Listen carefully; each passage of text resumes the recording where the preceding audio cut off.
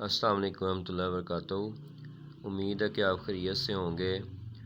तो आज का जो हमारा लेक्चर है ये 12.3.4 है। तो इसको शुरू करने से पहले मैं ये बता दूं कि आप लेक्चर को पूरा लेक्चर जो सा गौर से सुना करें और लाइक भी किया करें और कमेंट्स भी किया करें, और इस तरह से जो आपके जानने वाले हैं उनको शेयर भी किया करें, उनको बताया करें कि ये 9th और 10th क्लास की जो फ़िज़िक्स है और मैथ है उससे रिलेटेड चैनल है, तो इससे फ़ायदा उठाएं। तो ये जो 12.3.4 है SLO, ये है जी solve word problems by using the given formulae. तो ये एप्लीकेशन में आता है। एप्लीकेशन का मतलब ये है कि इसके अंदर न्यूमेरिकल्स आते हैं या इसके अंदर आपका प्रैक्टिकल आ सकता है। तो पहले नंबर पे जो सा है वो है जी कि जो साइन आई ओवर साइन आर है इसकी वैल्यू हमने निकालनी है। यानी कि आई एंगल और आर एंगल दिया होगा, उसका साइन लेके तो आपने उसको डिवाइड करके वैल्यू निकालनी। दूसरे नंबर पे speed of light in vacuum और speed of light is in a medium.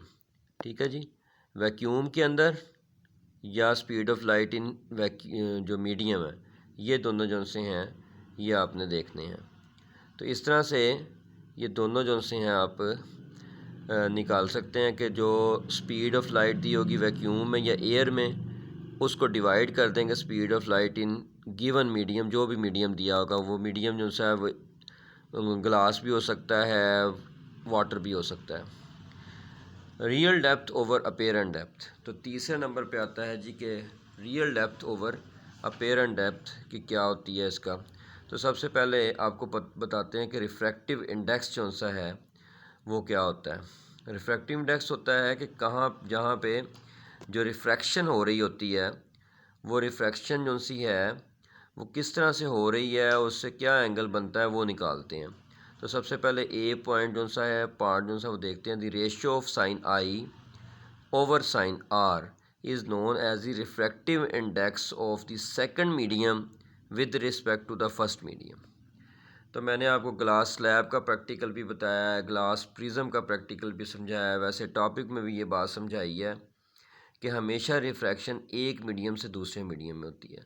जब सेकंड मीडियम से फर्स्ट मीडियम में हम जाते हैं तो साइन आई ओवर साइन आर होगा, लेकिन अगर हम फर्स्ट मीडियम से सेकंड मीडियम में जाएंगे तो ये उल्ट जाएगा, sine R over sine I होगा। तो जब मैं आपको नेक्स्ट टॉपिक करवाऊंगा टोटल इंटरनल रिफ्लेक्शन, तो उसमें ये बताऊंगा कि sine R over sine I कैसे होता है। तो अभी हम देखते हैं कि n is equal to sine I over sine R होगा। ये इंसिडेंट एंगल है आई, और आर जो सही रिफ्रैक्टिव एंगल है। अब इसका न्यूमेरिकल कर लेते हैं। कहता है एंगल आई जो सा है इंसिडेंट एंगल अगर 30 डिग्री है और angle r in refractive angle 45 degree है, then find n where sine 30 degree is 0.5, sine 45 degree 0.707। अब आपको साइंटिफिक कैलकुलेटर यूज़ करने की इजाज़त नहीं है, इसलिए वो साइन की वैल्यूज़ भी आपको साथ दे देगा। इसलिए आपको सिर्फ फार्मूला अच्छे तरीके से आना चाहिए, उसमें सिर्फ वैल्यूज़ पुट करनी है और आपने निकाल लेना है। जैसा sine 30 degree over sine 45 degree, i और आर की जगह पर रख दिया, साइन 30 की वैल्यू लगाई, साइन 40 की वैल्यू लगाई जो हमें दी हुई थी उसने, इनको डिवाइड किया तो 0.7072 जवाब आ गया आपके पास। तो इसी तरह से एक किताब में एग्जांपल दी हुई है, वो भी मैं आपको करवा देता हूँ कि वो क्या है। वो भी इसी से रिलेटेड एग्जांपल है। वो कुछ इस तरीके से है। 12.3 a ray of light enters from air to glass, the angle of incident is 30 degree, if the refractive index of glass is 1.52, then find the angle of refraction r. तो यहाँ पे हमें आई 30 दिया हुआ है, एन इज़ इक्वल टू 1.52 दिया हुआ है, sine I over sine are is equal to N का फार्मूला लगाएं। तो ये जो सा एन है ये 1.52 है, यहाँ पे रख लें। एन जो सा है वो साइन आर के साथ मल्टीप्लाई हो जाएगा, तो 1.52 multiply by sine are is equal to sine i की जगह पे 30 लगा दिया। तो अब हम 1.52 को उठा के नीचे ले आते हैं, क्योंकि आर निकालना हमने, इसको अकेला करना पड़ेगा। ये मल्टीप्लाई हो रहा है, इधर आकर डिवाइड हो जाएगा। साइन 30 की वैल्यू होती है 0.5, जब 0.5 को 1.52 पे डिवाइड करेंगे तो 0.33 आ जाएगा।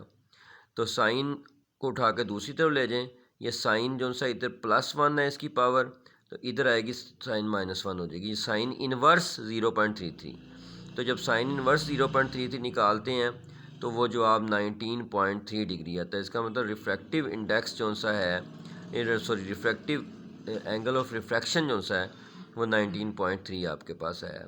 तो इस तरह से इसको कैलकुलेट करते हैं। उसके बाद एक सवाल मैंने और चूज़ किया अपने पास से। वो सवाल कुछ इस तरीके से कि एन आपको 1.5 दिया हुआ है, साइन 60 डिग्री जो सा 300/2 होता है या 0.866 होता है, देन फाइंड एंगल आर, कि एंगल आर जो सा वो निकालें। Where sine inverse 0.577 is equal to 35 degree, तो ये भी आपको वो दे देगा। तो ये फार्मूले में कीमतें पुट करें, साइन 60 आई हो गया, साइन आर हमने निकालना है, एन जो सा 1.5 है, तो 1.5 जो सा इसको इधर नीचे ले आएँ, साइन आर को उठा के ऊपर ले जाएँ, यानी इन दोनों को क्रॉस कर दें। जब इन दोनों को क्रॉस करेंगे 1.5 नीचे आ जाएगा और 0.866 से 1.5 को डिवाइड कर दें तो 0.577 आता है। तो जब साइन को उठा के दूसरी तरफ लेके जाएंगे, साइन इनवर्स 0.577 हो जाएगा। साइन इनवर्स 0.577 की उसने खुद कीमत दी हुई है 35 डिग्री, तो आप किसकी जगह पे 35 डिग्री रख देंगे। इस तरह से आर जो है वो निकाल लेंगे। तो ये तो पहला हो गया कि जब n is equal to sine I over sine r दिया हो तो किस तरह से आप निकाल सकते हैं वैल्यूज़। उसके बाद आता है जी दूसरा कि refractive index of a medium is the ratio of the speed of light c in vacuum or air to the speed v of light in the medium। यानी कि आपको speed of light in vacuum या air का पता है, ये constant होती है, इसकी वैल्यू होती है 3 × 10⁸ ठीक है। लेकिन उसकी speed of light in medium होती है, ये मीडियम के लिहाज से चेंज होगी। मीडियम ग्लास भी हो सकता है, मीडियम वाटर भी हो सकता है, मीडियम अल्कोहल भी हो सकता है, मीडियम और भी हो सकते हैं।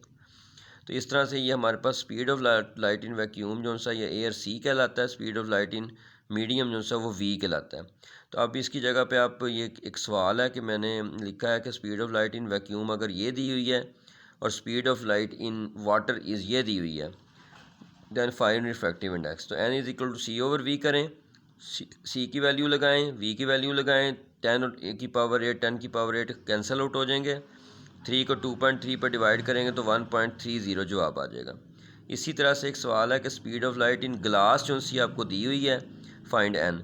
तो जो सा speed of light in vacuum या एयर है वो तो कांस्टेंट है 3 × 10⁸, वो लगाई, और नीचे जो सा ग्लास रखा है इसको, ये दोनों ख़त्म हो गए तो 3/2 1.5 आपके पास जवाब आ जाएगा कि जो सा रिफ्रैक्टिंग इंडेक्स है वैक्यूम टू ग्लास वो 1.5 होगा और वैक्यूम टू वाटर 1.3 होगा।